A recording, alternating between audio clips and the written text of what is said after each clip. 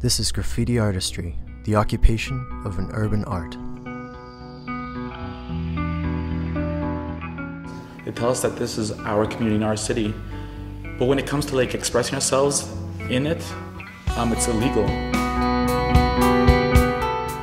I ended up graduating from mechanical engineering, and I had a really good job. I really career-oriented. I was always curious about what this adult world was like, and I was really disillusioned. I was like, yo, these people are more immature than kids. Their goals are not what they told us our goals were supposed to be in life. They're not fighting for justice. They're keeping all this hidden agendas secret to the youth, while telling the youth they have to change the world, while telling them to stand up for the earth, environment, for each other, to love. And then these adults, I don't see them really living it out. If you look at graffiti in terms of how it was in the past, graffiti is ancient. It goes back to hieroglyphics. It goes to people writing in caves.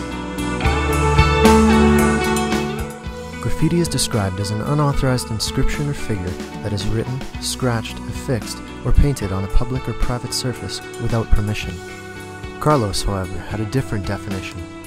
Graffiti, really, the way people consider it is a change of the landscape. So you have tagging, then you have bombing, throw-ups, and then you have wild style. But then there's also a fourth form, which is just straight up muraling, where people just draw huge murals.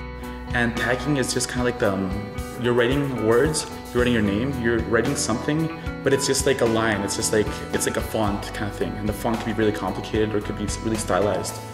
Then you can start getting to bubble letters, where you have the same thing, maybe one or two words or a phrase written in a bubble style, and then the bubble can have outlines, can have different shadow effects, 3D effects, different cartoon characters involved in it. And then you have kind of bubble letters, but way more complicated, the kind that go into each other, and it's impossible to make out. It's a mess of colors, and it's there's something there, but you can't make it out, and that's called wild style. In contrast to these other styles, murals are elaborate paintings. Usually, the author's tag is the only writing that is included. But then some people take it a more form, they'll be at home, they'll make a stencil, and then they'll do a stencil of whatever, an image or whatever. There's wheat pasting, where you have an image and then you glue it to the wall.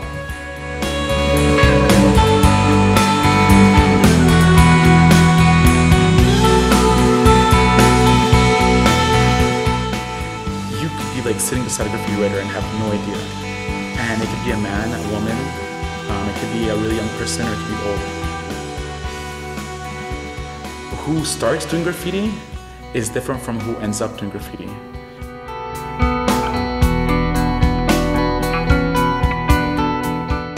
Certain people have an opportunity, they have certain privilege to advance in society, and then some people are left behind. And I think it's mostly the people who don't associate with our mainstream values and goals that then choose to do alternate things. I think graffiti is one of those alternate things.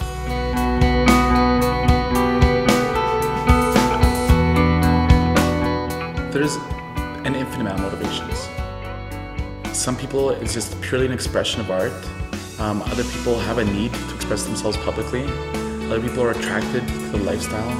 Other people get into it because of their friends.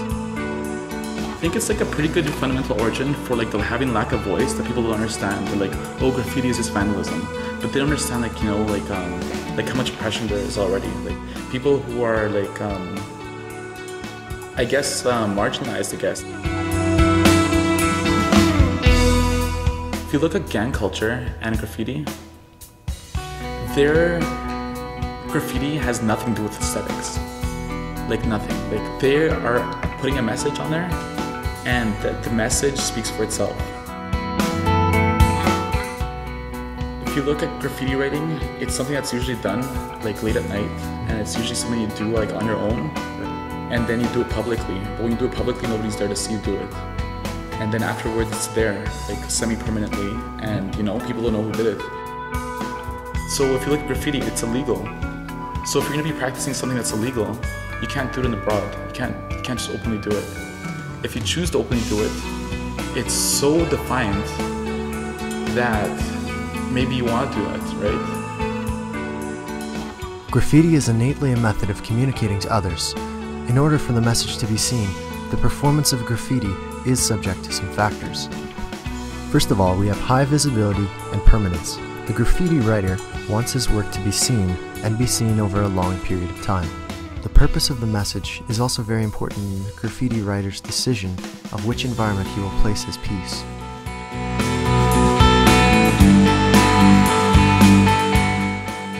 Urban public areas are often the place of choice for graffiti. However, a preference is given to writing on city or corporate structures rather than an individual's property.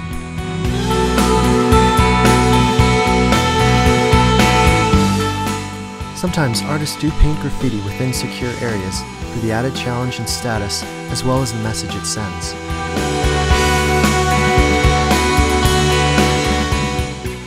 To a large degree, how you get into graffiti would be very individual as well, in terms of maybe you ended up seeing it somewhere and you yourself got that curiosity and so you want to get into it. It could be one of your friends got into it. Sometimes you start off by mimicking, and then once mimicking, you learn that there's more to it, and then by learning more about it, then you start getting to the history, into the roots. But yeah, I think graffiti is a much broader term because no one has any control over it. And if you want to take a part in graffiti, and you do something and you call it graffiti, it is therefore graffiti. You can't really define exactly why it happens. It happens, and then the way it happens is also so versatile. I think once you start doing it, I think you probably start doing it for the love of it. There's so many beautiful aspects of graffiti. The imagination, creativity, you truly pour yourself into everything you do. And the better you get, the more you appreciate it yourself. And I think it's something that you do for yourself as well, because it's gorgeous art. Really, it's a fundamental need to express yourself, the way that you choose what clothes to wear, and the way you choose what activities you do.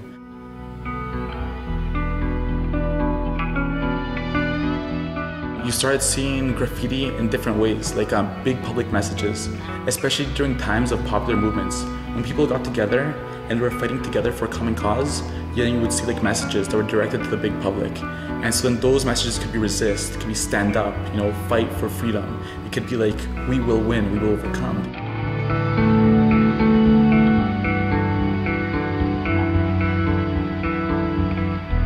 Usually people call them crews. So then you'll have really badass crews.